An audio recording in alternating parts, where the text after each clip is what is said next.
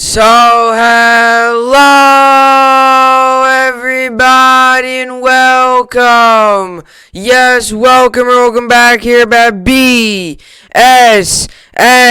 Network. You back here, BSN Network. This is the BSN Network podcast here today. It is Monday, April 19th. Hopefully everybody had a good weekend and had a good rest of their day yesterday. Hopefully everybody had a good weekend. It was another good sports weekend. A lot of baseball on, some hockey on, and some basketball on as well. So it was another good weekend full of sports all around, sports, baseball, hockey, and obviously basketball. So it was another good weekend. Another weekend full of sports, and that's what we love to see. That's what I love to watch, and it was good. So hopefully everybody had a good weekend. We are now only, we are now, on Thursday, we'll be officially 1 week away from the NFL draft. So we're just about a week and about 4 days, a week or 4 to 3 days away from the 2021 NFL draft. So that's super exciting. That's something I'm really looking forward to.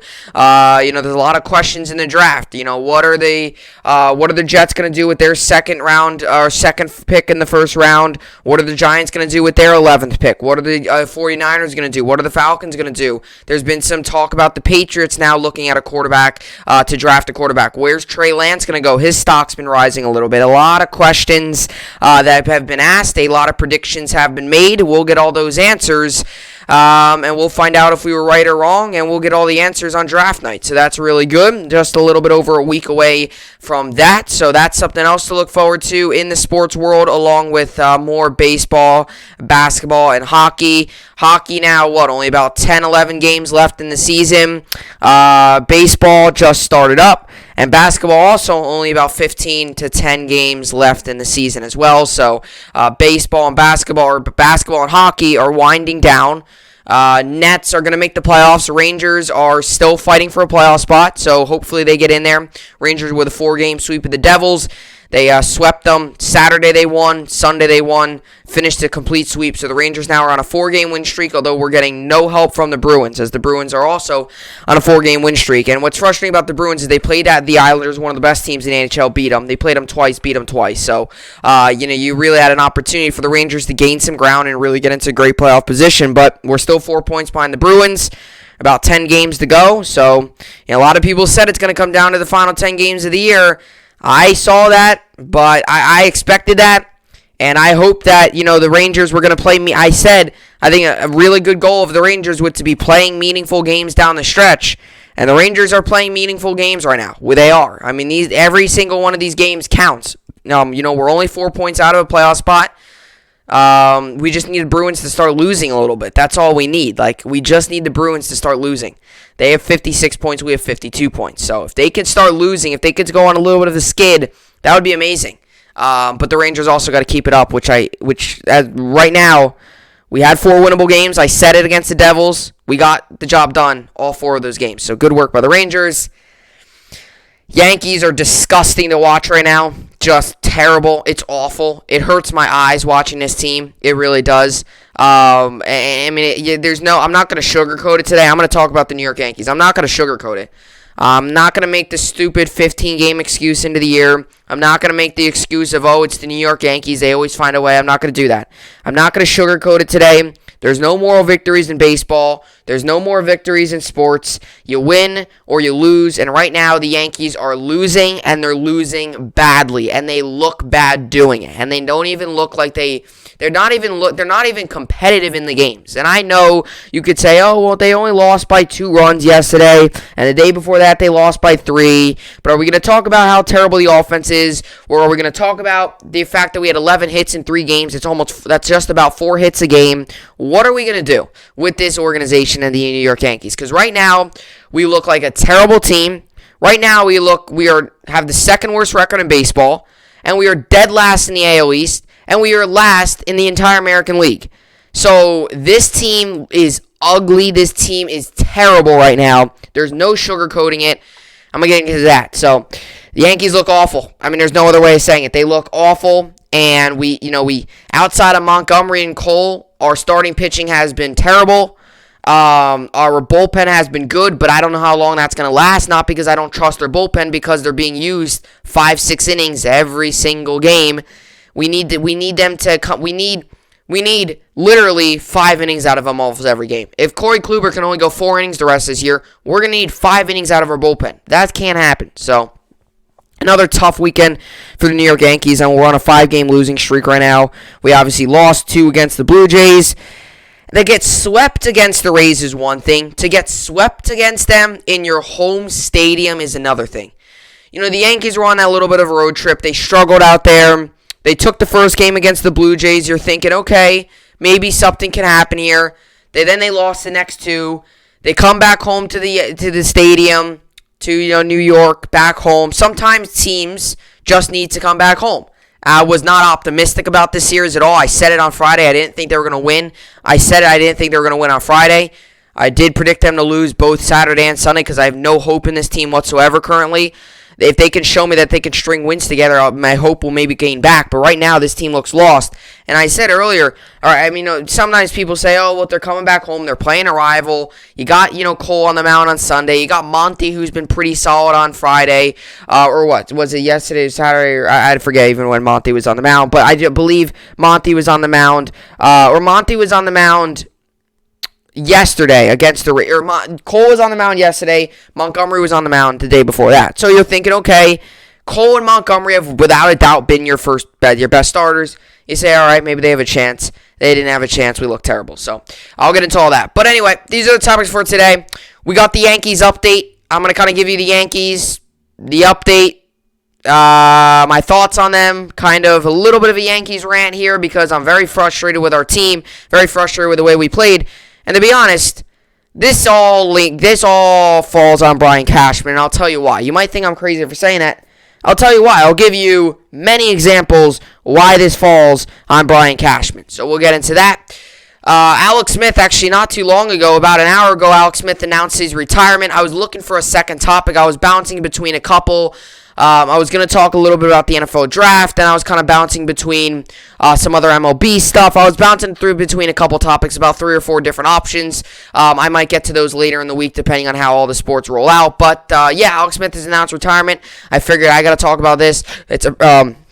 It's a pretty big thing going on around in the NFL, to be honest, with the retirement of Alex Smith. So he has decided to retire. The comeback player of the year, this most recent year, has officially announced retirement. I'll go through his career, go through what he did in the NFL. And I'll tell you what, even though even though it ended tough for him, it did. It definitely ended a little tough for him. Obviously, he did make the playoffs in his final year, but it definitely ended a little hard for him. Obviously with the whole injury and all that.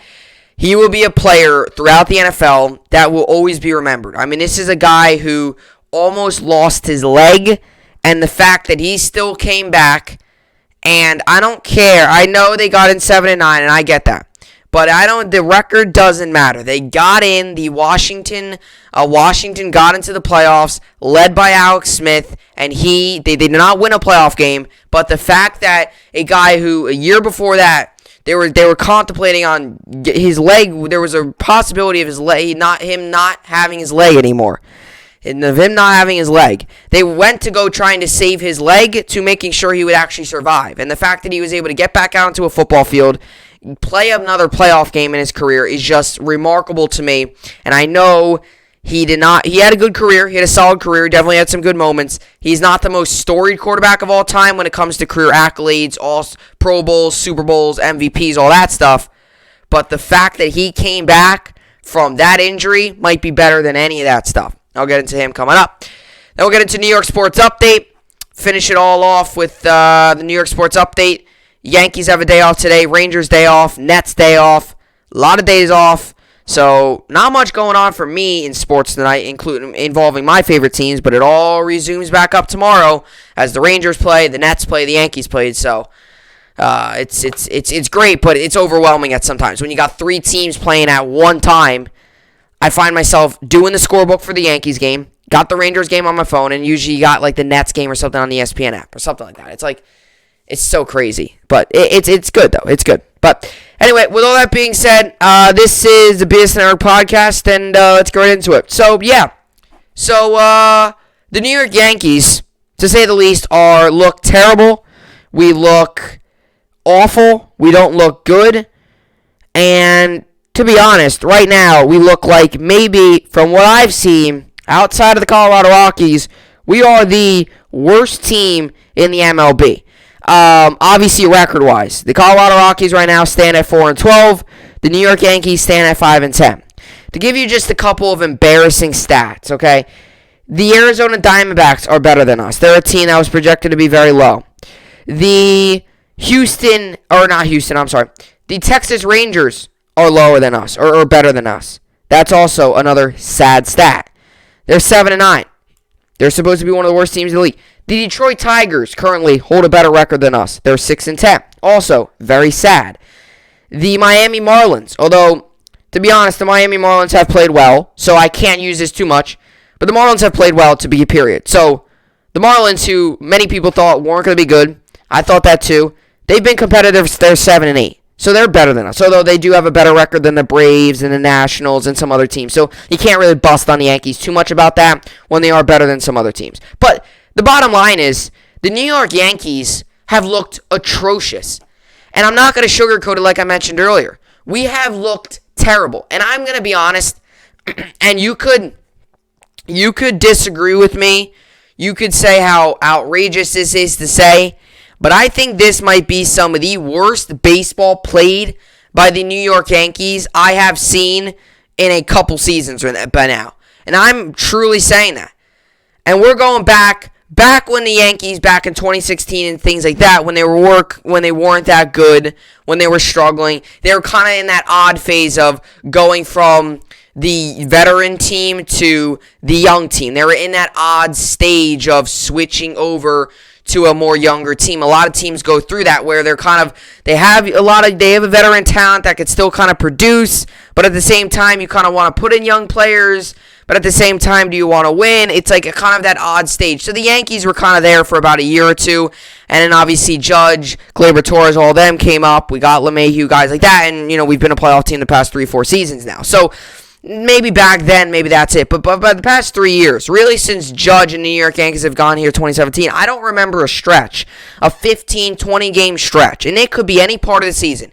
It could be the final 10-game season. Now, last season, we looked terrible too. We looked terrible too last year. Through those that 10-game stretch where we ended up getting to the 500 mark. We were above the 500 by 7-8 games. We ended up going on this long 7-8 game losing streak. We got to 500. We ended up being 500. We ended up barely squeaking into the playoffs. Right? That's the problem. But that was an issue with the New York Yankees. But I think this is even worse, and I'll tell you why. During that stretch last season where we were struggling, we at least were somewhat hitting the ball. I noticed that it was more of our bullpen and our pitching that during that stretch than it was our hitting. Because I remember there was a couple games in there. There was a couple games in there where it was 5-6 or 7-5 the final or something like that. There was a couple high scoring games. It was because of our pitching. Our pitching was terrible. I remember the one game we brought in Adam Bonavito. He blew it. Chad Green had an issue through those couple games. It was more of our bullpen and our starting pitching that was the issue through those games. So I would say this is even worse. The issue with this is the New York Yankees right now, as we stand at 5-10, we aren't hitting, and outside of Garrett Cole and Jordan Montgomery, we aren't getting any pitching whatsoever. And this is the same thing us Yankees fans have to go through every year. What is the pitching going to be like this year? We went out, got Corey Kluber, we went out, got Jameson Taillon, and so far, it has been far from working. It has not worked whatsoever. Jameson Taillon has not pitched well, and I'm not going to sit here and say, oh, well, his stuff looked good against the Toronto Blue Jays who was just getting hit. His stuff could look good all he wants. If he can't get out of the third inning, that's an issue. Same thing here with Corey Kluber. Oh, his stuff looked better today. We thought he had a good, fastball. His changeup looked good. He just lost some batters. His stuff ain't good enough if he can't get out of the fourth inning. They have been a huge issue to this team. And let alone to the fact that Domingo Germán, in his first 2 starts. We sent him down to the alternate site because he was pitching terrible too. Outside of Garrett Cole, this pitching staff has got an ERA around 6. Garrett Cole, he's rocking a 1 point something ERA right now, like a 1.94 something ERA right now. The rest of the pitching staff, oh yeah, it's up there around the 6. Because our rest of our pitching staff has been awful. And this is why Cashman's to blame for this stuff. Because we have all this money. We talk about, we're the New York Yankees.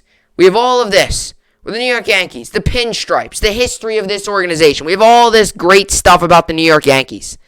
But he can't get the pitching correct. You see these other teams out there? Defense wins championships, people. Look at these other teams. Look at their pitching. Look at the Los Angeles Dodgers pitching. Clayton Kershaw, Walker Buehler, Trevor Bauer, Dustin May. Look at their pitching. That's amazing. It's one of the best staffs in baseball. Even if you go to the New York Mets, Marcus Stroman yesterday pitched 8 innings, 1 run ball. Marcus Stroman. You got Jacob deGrom. You got guys who are on the IL and Carlos Carrasco. And then you get Syndergaard back. Carlos Carrasco, very good pitcher. He's still out there, right? Then you got other teams too, like the Padres. You got Joe Musgrove, Chris Paddock, Blake Snell. And then you got Yu Darvish. Musgrove pitched a no-hitter this season. You know, you look at all these teams around the league, these successful teams, they have good pitching. They have very good pitching. You know, you look at the Nationals. They're struggling right now, but when their pitching staff is healthy, we've seen what they can do. Steven Strasburg, Corbin, then you got guys like Max Scherzer. Strasburg just went on the IL. He's been dealing with injuries. When he's healthy, Scherzer, that's one of the best 1-2 punches in baseball. You look at all these other teams around the league, they've gotten it right. The Yankees still haven't gotten it right, and it's the same thing every single season with this team. Let's go out and get 2 guys that are extremely high-risk players, and if they don't perform, we're going to look terrible, and so far, it hasn't worked out. The Yankees have to stop. Brian Cashman has to stop right now. He has to stop this nonsense of going out and getting these guys that you really can't trust. You don't have full trust in them to go out there and give you 5-6 quality innings. And I get it. We've played some good teams. I understand that. I get it. The Blue Jays, good lineup. Vladimir Guerrero, Bo Bichette, Marcus Semien. I said Bichette. Guys like Teoscar Hernandez, Gurriel. They've got a good lineup. They're going to be a good team. You got teams like the Rays, who have just dominated the Yankees to begin with. I don't think it really matters who in their lineup. They're just a better team. Willie Adames, Mike Brasso, Randy Arozarena. Randy Arozarena teams dominates every team, especially in the playoffs. But even him, right? So we've played against some good lineups. The Orioles we beat, but that's also because the Orioles are the Orioles. They don't got a very good lineup. But that's the thing. So Cashman's got to stop this garbage. He's got to stop this nonsense of, let's go out, don't spend too much money on pitching. Maybe the high risk, high reward, but 90% of the time it's the high risk. It's the risk that comes through. It's the negative that comes out of this all. And that's been the problem. Let's go out and get J Happ. Terrible. Let's go out and get James Paxton. Terrible. The Yankees continue to fail in the pitching department. That's something I wanted to mention first. And that's on Brian Cashman. Period. That's him. You got to realize, look at these other teams. Look at the teams that have been winning World Series. Look at their pitching rotations. Everyone always focused on the hitting. Look at the pitching. Look at the team who got to the World Series last season. For example, the Rays. Blake Snell, Charlie Morton, Tyler Glasnow. Very good. Glasnow, one of the better pitchers in the league. Look at the Dodgers who won it all. Walker Buehler, Clayton Kershaw, Dustin May, guys like that. Now they added Trevor Bauer. Look at the team like the Padres, who only were a pitcher or 2 away from getting there. They've got a guy in Joe Musgrove who already threw a no-hitter this year. Chris Paddock, Blake Snell, Yu Darvish. They went out and spent money on Snell and Darvish. They did. They went out and got them because they knew how important that was. And the Yankees don't do that ever. And that's on Brian Cashman. And I want to mention this too, because this is awful. Why in the world is Aaron Hicks still our everyday center fielder? Throw someone else out there. I don't care if it's some random no-name we get from the alternate site or from AAA. I don't care. I don't want to see Aaron Hicks in the lineup anymore. This guy is atrocious. What is this? Not getting a hit and having 2 errors? The Yankees yesterday not getting a hit and making errors and not having good plays? I mean, what is this? I mean, it's a guy who yesterday, 0 for 4. He's batting 160 right now. That is the worst on the team, only outside of Odor, who's batting 125. But to be fair, Odor has had less games than Hicks. Odor's only played about 5-6 games. Hicks has played way more than that. Hicks has played, 13? Let's see, I could actually pull it up here. Odor's played 7 games. Hicks has played 13. So 6 more games. Give Odor an opportunity here. Hicks, the guy's awful. 50 at-bats. He's got 8 hits this season. 1 double. 2 home runs. 4 RBIs. What is this garbage? He's batting 160 right now. And Aaron Boone and Brian Cashman, when they combine their 2 minds to make the starting lineup for the day, they still bat him in the 3-hole. That's the issue, too, with the New York Yankees. Right? If something's not working, you got to try to switch it up. If the lineup's not working, why is Hicks still in the 3-hole? Why? Why in the world is Aaron Hicks still in this lineup? Give him a couple days off. Do something to him. Like, come on. And the problem is you know what the Yankees should do? I would rather Brett Gardner line up. Put Judge in right field. Gardner can play center. Put him in center. I would rather Gardner in center because he's a veteran. He would adjust to the position better than putting a young guy like Clint Frazier in center and have Clint Frazier in left. I would rather Brett Gardner right now as my everyday center fielder as Aaron Hicks. I would. And please, the New York Yankees should do that.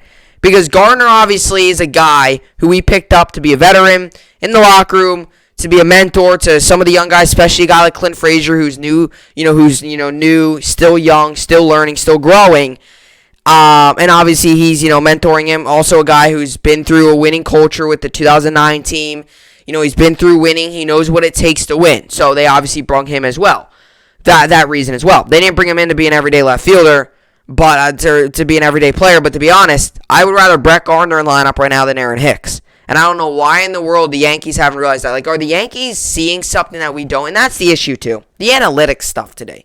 And I like stats and all. I like analytics. But when it comes down to making a decision, don't always go off of, Hicks 5 years ago hit a home run against this guy. Let's go put him in. No.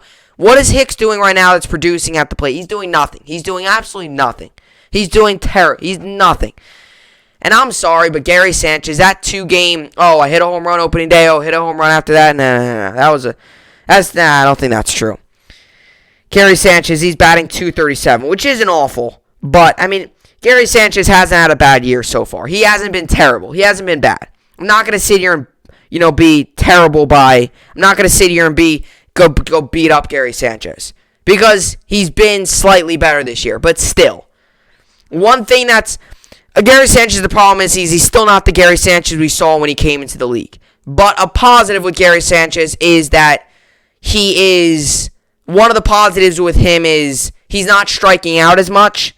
He's still getting out, but at least it's not as many strikeouts. But still, he's not getting on base, which doesn't help us.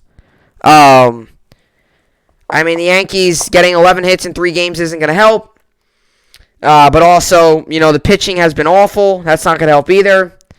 And I'll tell you what, the Yankees, man, it's not good. It's not looking good for us at all. We've got 2 games against the Braves. Then we've got 4 against Cleveland and 4 against the Orioles. We head on an 8-game road trip after that. 2 games coming up against the Braves starting tomorrow. Then we play against them on Wednesday. If the Braves have Acuna and Albies, that's going to be bad. Morton's on the mound to start off tomorrow's game. And then Wednesday, Ian Anderson versus Kluber. And I'll tell you what, Kluber's gone rocked this season so far. If Acuna and Albies are in that lineup, that's going to be iffy. Then the Yankees got to play the Indians 4 games. That's Thursday through Sunday. You're going to have to face up against Shane Bieber. He just broke an MLB record yesterday. First pitcher since Nolan Ryan, I think, to get 10 Ks in his first 4 starts of the season. That's not going to be fun. We can barely hit off of... we can barely get hits, let alone get hits against one of the best pitchers in baseball. Then you play 4 against the Orioles, who we have success, so maybe that's a series you turn it around. Then you got the Tigers. Then you have a 3-game set against the Tigers, which then will leak into May. And I'm not going to get into all that stuff because that's next month. But still, it's been awful. It's not been good. It's been far from good. And the fact that these next 6 games, I think, to be honest, as we sit here, we're 5-10 right now. As we sit here right now, we are 5-10. The New York Yankees are 5-10. So, with us being 5-10, these next 6 games become pivotal to, I think, what will happen for the rest of this year. We're 5-10 right now. It's terrible. It's nothing close to good. We've looked terrible. We look nothing like a base. To be honest, if you sent someone to go watch this game, if someone turned on a TV, never watched a baseball game before, has no clue what the Yankees are supposed to do this season. A lot of people believe that the Yankees are going to be a playoff team, possibly make the World Series, possibly win it. If you ask someone to go watch a game, has no clue anything about the Yankees, doesn't know anything, and they watched one of these games, I would bet you $100 they would say this team got to be one of the worst teams in the league. We look like that right now. Take out all the expectations. Take it out. Take out the World Series expectations. Take out, we're the top 5 team in the league. Take that all out. Take it all out. Just remove it. Get rid of it. If you just watch this team and you forget about all the expectations, forget about the roster, forget about all the talent on the roster, forget about all that. If you just watch this team, you would seriously think that this team's one of the worst teams in the MLB. Our pitching is terrible. Our hitting is atrocious. And that's another problem, too. We talk so highly about our hitting. We say, how good of a hitting team we are. We've looked lost when we're up there at plate. And something I noticed, too, maybe it's just me, but no one is swinging the bats. I mean, you gotta swing the bat. It's just like, we're going back to T-ball now. You gotta swing the bat. I mean, you're not gonna get a hit standing there watching a fastball go right down the middle. You got to swing a bat. And if you can't, then let one of the other guys on the bench come up and swing a bat. You can't.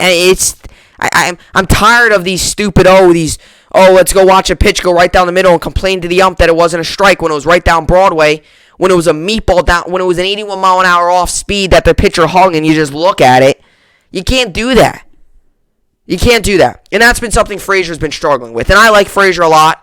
I actually feel bad for Frazier because the Yankees aren't using Frazier properly. The Yankees are playing Brett Gardner more than Clint Frazier, which is it's not good because Clint Frazier, people don't realize how much talent Clint Frazier has got. People have no clue. They have no clue how much talent Clint Frazier has got. He's one of the most talented prospects that the Yankees have had he's one of the most talented prospects the Yankees have. We've brought him up. He's had his moments. He's done well. But the Yankees, they say they're starting everyday left fielder. The Yankees are ruining Clint Frazier. And you look at the big picture. Right now, it might be great to say, don't play Frazier. But look at the big picture. Gardner and all these other guys, Hicks and all that, they're not the future of this team. It's Clint Frazier. Ruining him right now, then possibly getting rid of him, you're only going to hurt the future of this team. And the way it looks, we might need to start building for the future. We might need to forget about trying to make the playoffs this year and start building for the future. And I get it. Clint Frazier had a couple questionable plays yesterday. Obviously, the play in left field and stuff. And obviously, he's been struggling to swing the bat. But to be honest, and many Yankees fans would agree with me, Clint Frazier the problem with him is the Yankees are ruining him. At the beginning of the season, they told him, you're going to be our everyday left fielder. You're going to be it. And he's barely played. He's not playing. And he's played 11 games this season, which isn't that good. And that's not good. He's played 11 games. Brett Gardner's right behind him with 10.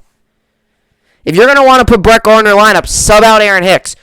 Let's ask Aaron Boone. Let's ask Brian Cashman that. Why don't we? Let's see. Let's see what they say then. If you really want Gardner to play that much, get rid of Hicks. Sub him out. Let Clint Frazier play. You're going to ruin him. You're going to ruin the talent. He's got so much talent. People don't realize. He's got so much talent. And the Yankees are just ruining it. Aaron Boone with his typical lies. We're going to play every day. We're going to play him every day. He's going to be an everyday player. Yeah, typical lies by Aaron Boone.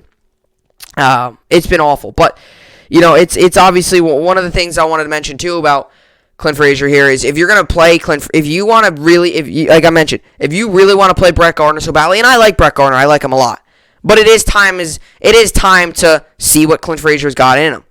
I like Brett Gardner a lot, I do, but let's be honest here. I want Clint Frazier to play. Let's see.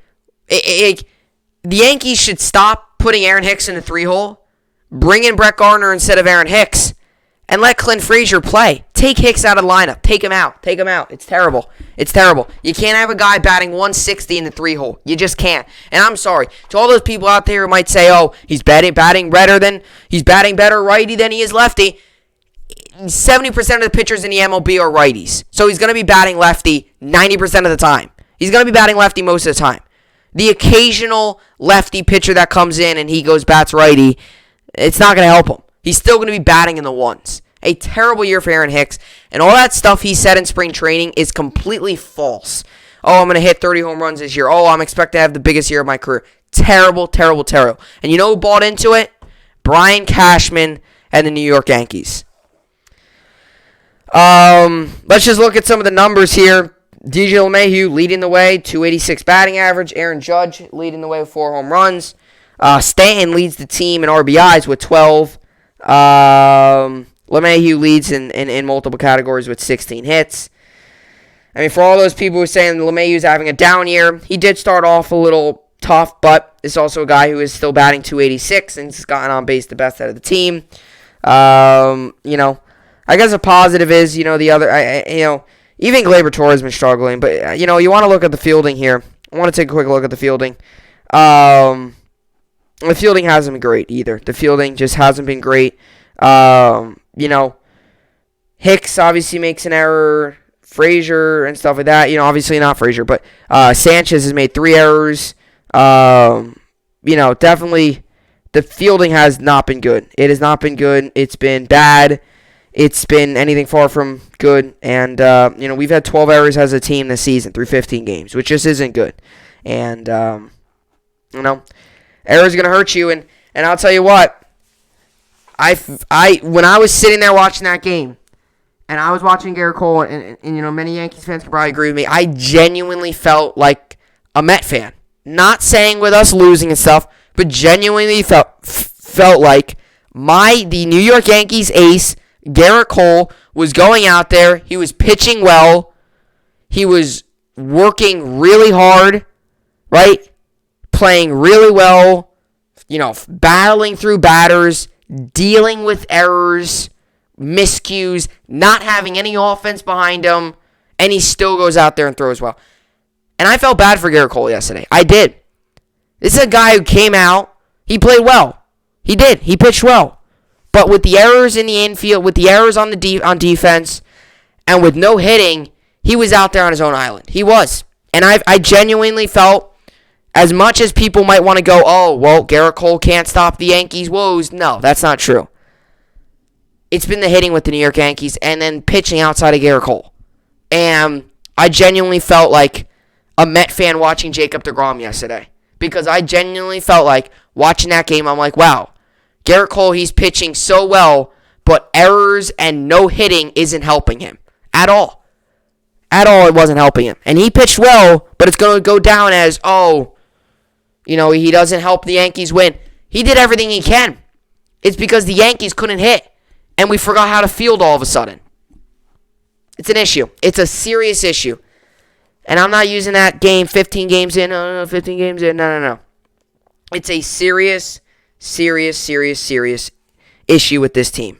And they've got to figure something out. They've got to figure something out with this organization. Because,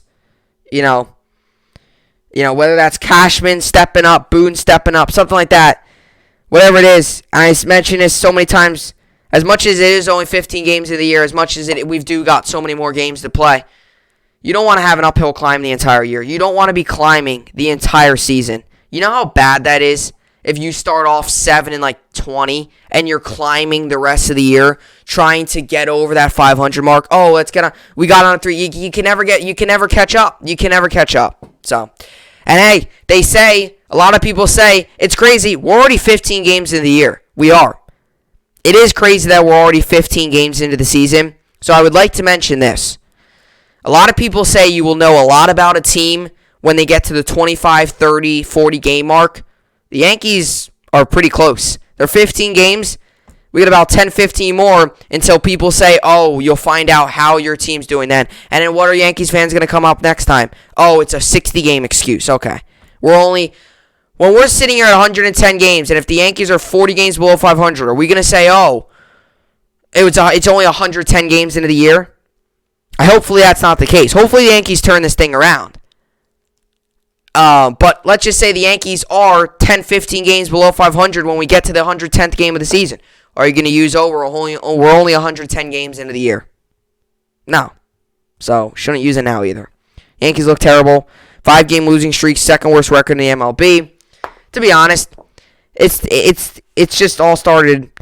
We're 4.5 games back in first place. It all started in the offseason. I mean, the Yankees deserve this, to be honest. They've shot themselves in the foot in the offseason, not going out and getting guys. 5-game losing streak, 2-8 in our last 10 games.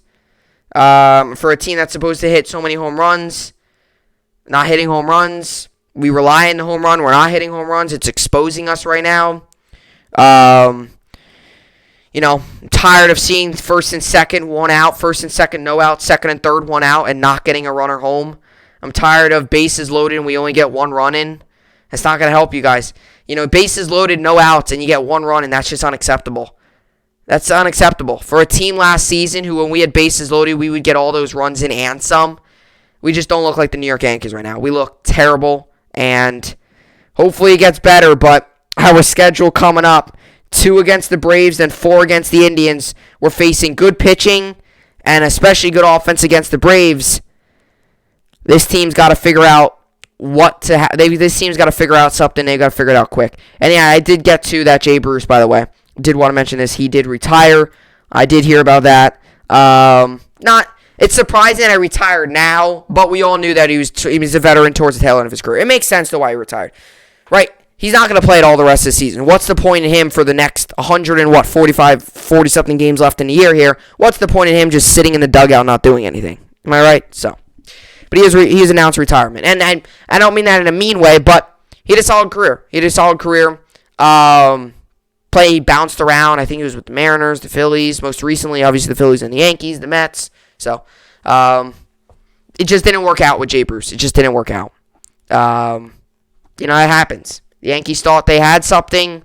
It didn't work out. Now, to be honest, he wouldn't have made the team if Luke Voit never got injured. With him getting injured, he was on here. So, the Jay Bruce experiment's over. He has ended his career. He played 14 seasons in the MLB. That's very good. Although he didn't have the most storied career ever, the fact that he played 14 years, the fact that he did make an impact when he was in his prime, he had a solid career. He has retired. So, but anyway, that's what I got for the Yankees. It's been terrible for the Yankees. We look lost. Every word that you can think of that isn't good is really how it is. Atrocious, terrible, bad, worse, getting worse. Like, oh my God, 5-game losing streak, 2-8 in our last 10, 11 hits in 3 games against the Rays. I mean, it's just terrible. But anyway, coming up next, we got Alex Smith. Alex Smith has announced retirement after 16 years in the NFL. Crazy that it's been 16. I remember when he was back with the Chiefs and all that. It's crazy that his career has already come to an end. But 16 years in the NFL. 49ers, Chiefs, and most recently Washington last season. He's officially announced retirement. I'll go through his career, go through how he might not have all the accolades and all the stuff, but he does have one of the greatest comebacks, and not just the NFL, but in all of sports. We'll get into that coming up next.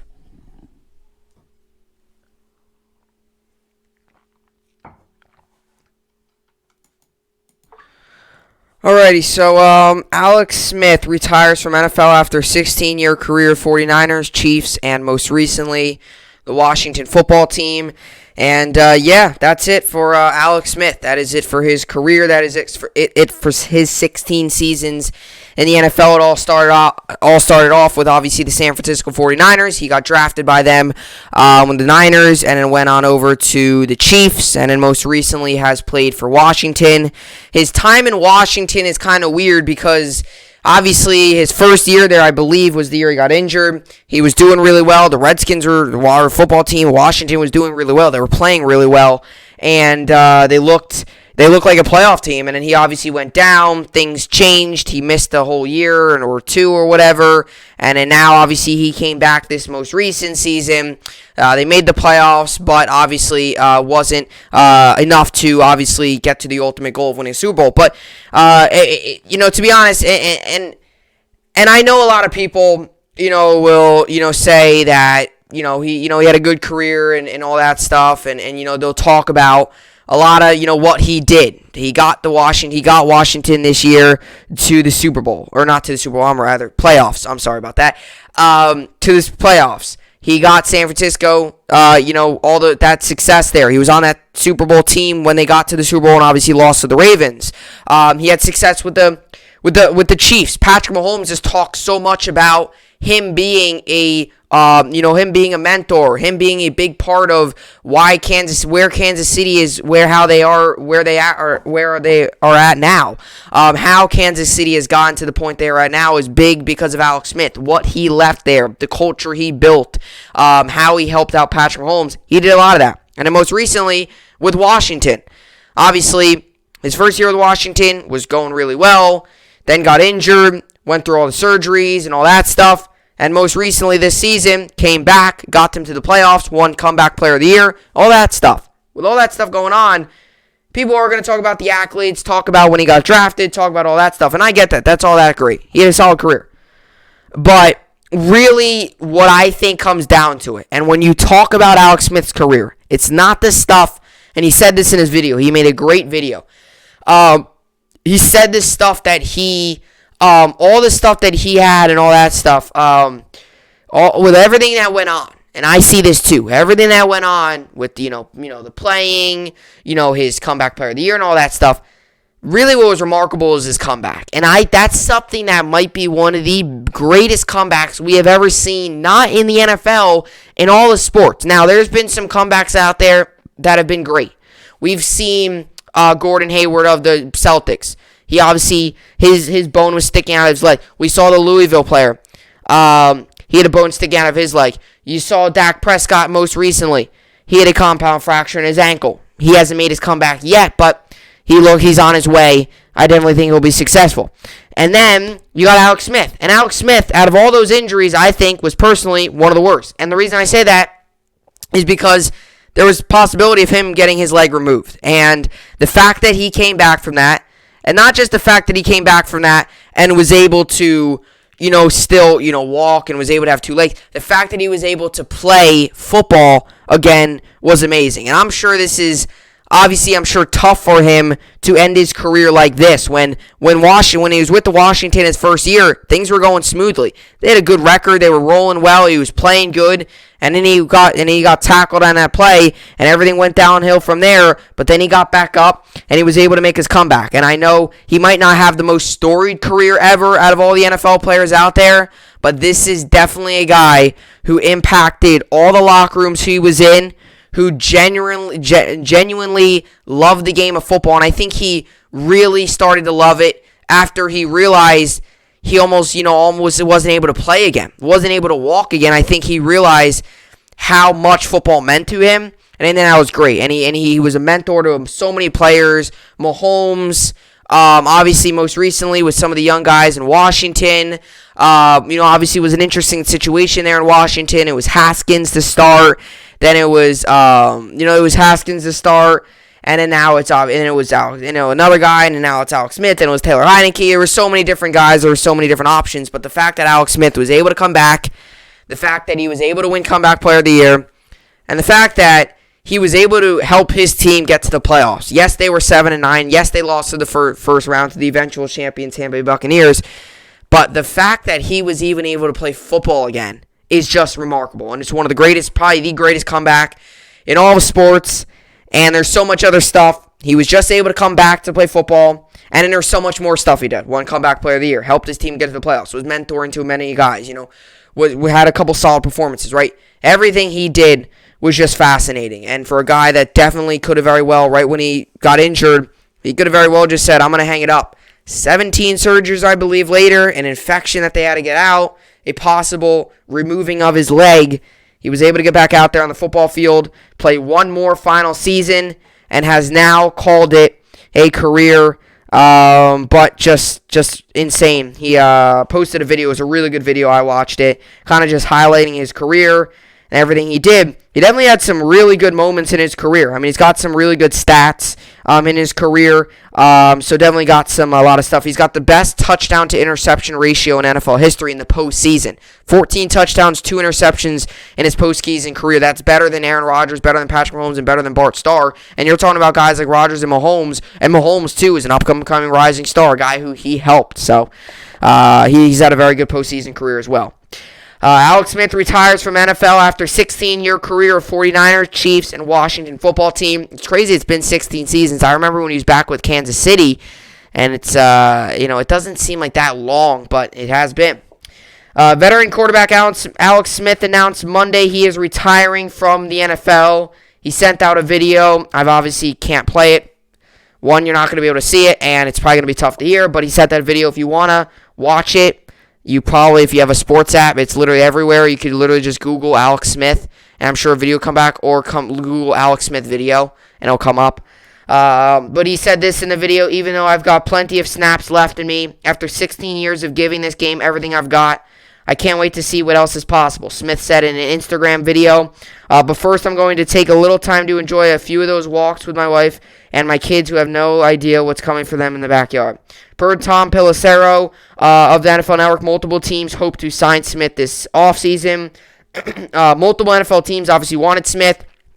There was a lot of teams who were bringing in a new quarterback, whether in the draft or had a young quarterback that wanted a veteran to, help back him up. He still had interest around the league. I know the Jets were actually one of the teams who were semi-interested in him, who were one of the options of where he could possibly go. He has obviously made the ultimate decision to retire. He'll probably also receive plenty of interest around the NFL as a coach, if he decides to go that route. It's Andy Reid was an option too. When they congratulated Smith, he texted, I got first dibs if he goes the coach. Obviously Andy Reid and obviously him played, but it's an option he goes coaching. I think honestly Alex Smith, with everything he's been through the past 2 to 3 years and obviously playing this season, I think he might just want some downtime, just an opportunity to just hang out, and then maybe he'll decide on what he wants to do with coaching, whether that's a quarterback's coach, coordinator, something like that. Smith, 36, was the number 1 overall pick by the San Francisco 49ers in the 2005 NFL Draft. He spent 8 seasons with the Niners, but lost his starting role after the emergence of Colin Kaepernick, who stepped in for an injured Smith in 2012 and led the team to the Super Bowl. Ahead of the 2013 season, the 49ers traded Smith to the Kansas City Chiefs, where he thrived under Andy Reid, playing in 3 Pro Bowls, 2013, 2016, 2017. His best season came in 2017 when he set career highs in passing yards, 4,042, and touchdown passes, 26, while completing 67.5% of his passes and throwing 5 interceptions. But the Chiefs had drafted Patrick Mahomes in the first round earlier that year and wanted to turn the starting gig over to him in 2018. A move that looks wise in hindsight. They traded Smith to the Washington football team, where he spent this final 3 years of his NFL career. Since Alex Smith entered the NFL in 2005, he is one of 3 QBs to win 30-plus games for multiple teams, along with Peyton Manning and Carson Palmer. All 3 were former number 1 overall picks. Smith is the only QB since the 1970 merger to win 40-plus games in the AFC and NFC. That's from ESPN Stats and Info. He suffered a spiral fraction in his leg and a broken fibula in 2018, an injury so serious it nearly costed him his leg after it became infected post-surgery. In total, he had 17 surgeries and missed the 2019 season. His career could have ended there, but Smith fought to get back on the football field and made his return in 2020, a remarkable recovery and a great moment from that season. He came out in that game. When Kyle Allen, I believe, got injured, he came out and was playing, and was playing against the Rams. That was against the Rams, his first game back. So that was really cool. I remember seeing that game. He threw for 1,582 yards, 6 touchdowns, and 8 interceptions in 8 games, leading Washington to a 5-1 record in 6 starts. He also won the Comeback Player of the Year award. He ends his career with 35,650 passing yards, 199 touchdowns, and 109 interceptions in his career. And, a guy who career very well could have ended right after that injury. He fought his way back, got back onto the field, was 5-1 as a starter last season, won Comeback Player of the Year, got his team to the playoffs. It has obviously officially come to an end for him. 16 seasons in the NFL. That's big time. So, congrats to Alex Smith on a very solid career, and I'm sure we'll see him around, obviously. He's a pretty popular guy. But it's going to be interesting to see if he takes a coaching job.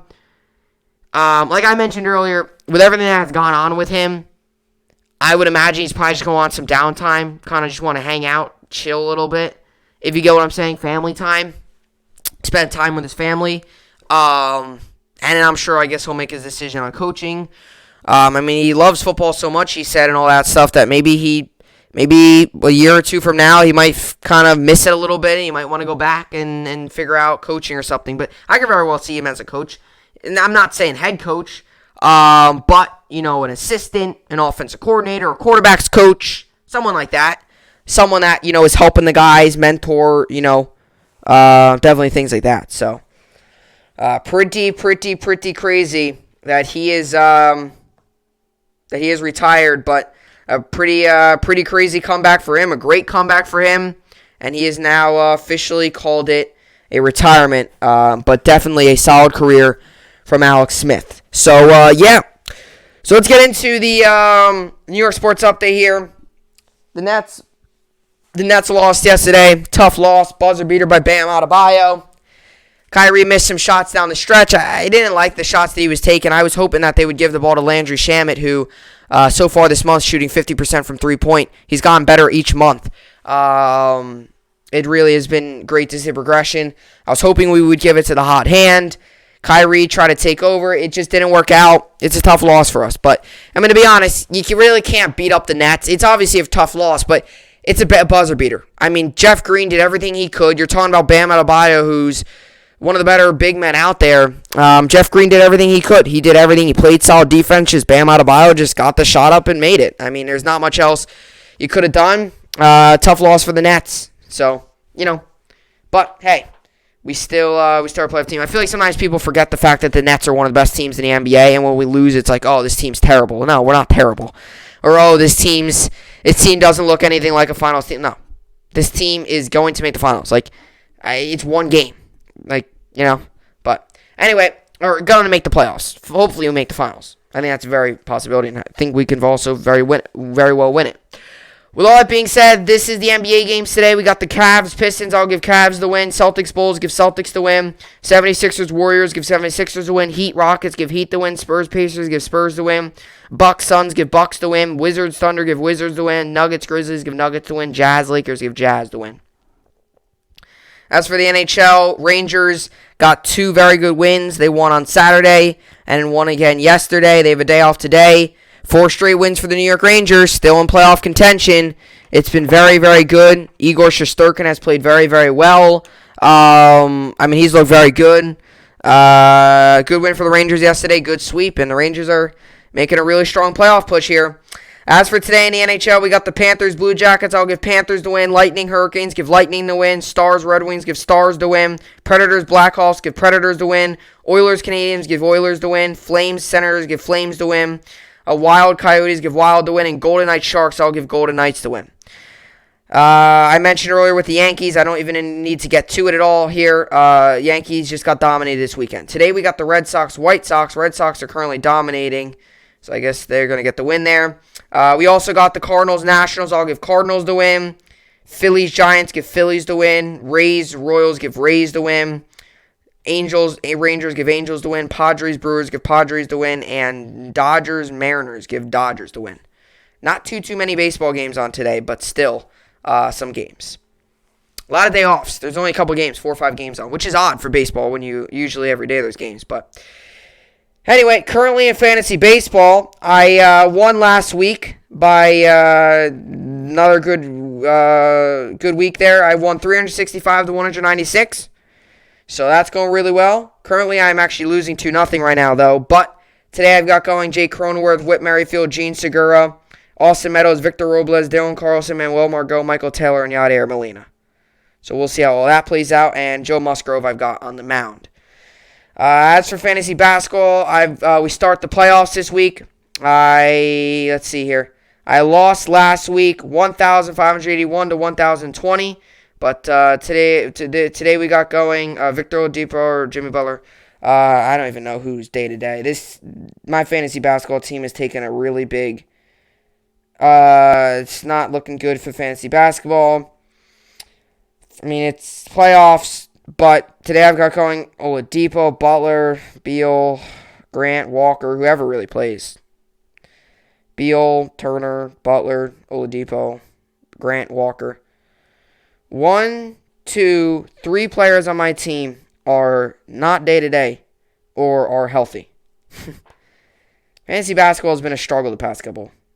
It's been terrible. Fantasy basketball has been awful, to say the least, with injuries and stuff like that. And it's not getting better. It's not getting better. So we'll see how it all plays out. I'm actually going to make a move right now. I'm going to pick up Buddy Hield and I'm going to drop Victor Oladipo because that's what I'm going to do. So I'm going to make a move. I picked up Buddy Hield, and I've dropped Victor Oladipo. So that's the move I've made just right now. You've heard it. You saw it. And the reason I'm doing that is because Victor Oladipo doesn't play. He's been injured forever. And Buddy Hield's been playing well, and he's actually healthy. So I'm making that move. And I might make some other moves depending on how. Like Anthony Davis. He's out. He's continuing to be out. I don't really know if he's much going to play. If he's going to ever play the rest of the season. Kemba Walker, same thing. He's continuing to be day-to-day, although he's played really well. So I don't really want to drop him. But definitely maybe some other moves in there as well. But as for fantasy hockey, I'm currently winning 136 to 132. So we still go since it's playoffs. But as for today, we got going Braden Point, John Agardue, Joe Pavelski, Jeff Petrie, Shea Theodore, Shea Weber, Jacob Kitcherin, and Adam Larson. And I got Cam Talbot in goal. So I also made a move in there. I picked back up Ryan Strome. So fantasy basketball has just been. My team started out well. I was doing well, doing good. And most recently, my team's just getting dominated with injuries. I mean, I'm not making excuses. I'm not trying to make excuses. But to be honest, it's actually something I've never seen before. Like, if you look at my fantasy hockey basketball team, it's day-to-day, out. Day-to-day. Like, it might just be basketball because basketball players tend to miss more time. You know, hockey players play through a lot of injuries. So you usually don't struggle with injuries as much in hockey. Although injuries are more likely in hockey, players usually play through it. So, but anyway, with all that being said, that will do it for the podcast here today. And fantasy baseball is going really well. But that will do it for the podcast here today. Hopefully you all enjoyed it. I will see you all back here tomorrow. Hope you enjoyed it. And thanks for watching.